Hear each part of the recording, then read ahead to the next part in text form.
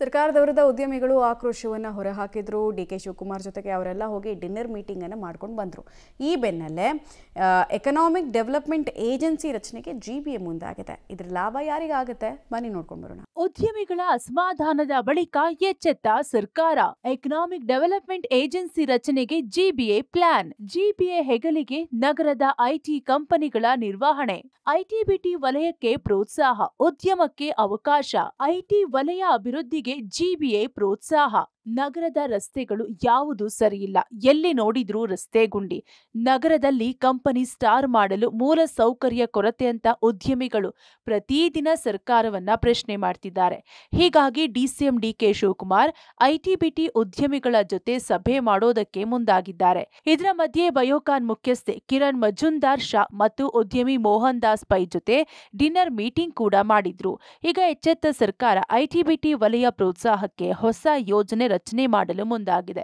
Economic development ಏಜೆನ್ಸಿಯನ್ನ ರಚಿಸಿ IT BT ಮತ್ತು ಉದ್ಯಮಕ್ಕೆ ಒತ್ತು ಕೊಡೋದರ ಜೊತೆಗೆ ಪ್ರೋತ್ಸಾಹಕ್ಕೆ ಮುಂದಾಗಿದೆ.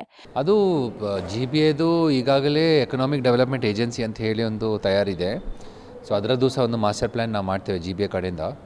ಈ ಎಕನಾಮಿಕ್ ಡೆವಲಪ್ಮೆಂಟ್ ಏಜೆನ್ಸಿ ಹೇಗೆ ನಮ್ಮ ಎಲ್ಲ ಉದ್ಯಮಿಗಳ ಜೊತೆಗೆ ಸ್ಟೇಕ್ ಹೋಲ್ಡರ್ ಜೊತೆಗೆ ಚರ್ಚೆ ಮಾಡಿ ಅವರದ್ದು ಏನು ಪಾಲಿರ್ತದೆ, ಹೇಗೆ ನಾವು ಬ್ಯಾಂಗ್ಳೂರನ್ನು ಇನ್ನೂ ಕಾಂಪಿಟೇಟಿವ್ ಮಾಡಬೇಕು, ಅದರದ್ದೊಂದು ಹೆಸರು ಆ್ಯಕ್ಟ್ನಲ್ಲಿ ಪ್ರೊವಿಷನ್ ಇದೆ ಮಾಡಲಿಕ್ಕೆ. ಸೊ ಅದು ಖಂಡಿತ ನಾವು ಅದನ್ನು ಮುಂದುವರಿಸ್ತೇವೆ.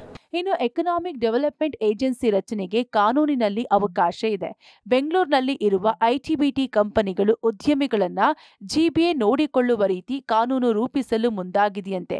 ಕಂಪನಿಗಳು ಇರುವ ಪ್ರದೇಶದಲ್ಲಿ ಸೌಕರ್ಯ ಒದಗಿಸುವುದು, ಹೊಸ ಕಂಪನಿ ಆರಂಭವಾದರೆ ಅವುಗಳಿಗೆ ಬೇಕಾದ ಸೌಲಭ್ಯ ಒದಗಿಸುವುದು, ಆ ರೀತಿಯ ಸಮಿತಿ ರಚಿಸಲು ಸರ್ಕಾರಕ್ಕೆ ಪ್ರಸ್ತಾವನೆ ಸಲ್ಲಿಸಲಿದ್ದಾರಂತೆ.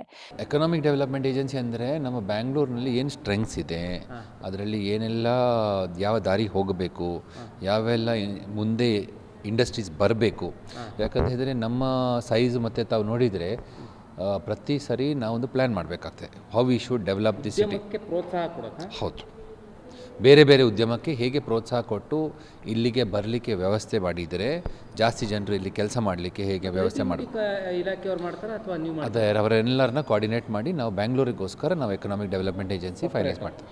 ಅದು ಒಂದು ಪ್ಲ್ಯಾನ್ ಇದೆ, ಅದು ಆ್ಯಕ್ಟ್ನಲ್ಲಿಯೇ ಪ್ರೊವಿಷನ್ ಇದೆ. ಅದನ್ನು ಶಾಶ್ವತ ಮಾಡಲಿಕ್ಕೆ ನಾವು ಕ್ರಮ ತಗೊಳ್ತೀವಿ. ಸರ್ಕಾರದ ವಿರುದ್ಧ ಉದ್ಯಮಿಗಳು ಅಸಮಾಧಾನ ಹೊರಹಾಕ್ತಿರುವ ಹೊತ್ತಲ್ಲಿ ಬೆಂಗಳೂರಿನಲ್ಲಿ ಐಟಿ ಬಿಟಿ ಉದ್ಯಮವನ್ನ ಗುರಿಯಾಗಿಟ್ಟುಕೊಂಡು ಎಕನಾಮಿಕ್ ಡೆವಲಪ್ಮೆಂಟ್ ಏಜೆನ್ಸಿ ರಚನೆಗೆ ಮುಂದಾಗಿರೋದು ಸಕ್ಸಸ್ ಆಗುತ್ತಾ ಕಾದು ನೋಡಬೇಕಿದೆ. Lokesh Kodagadala, public TV, Bengaluru.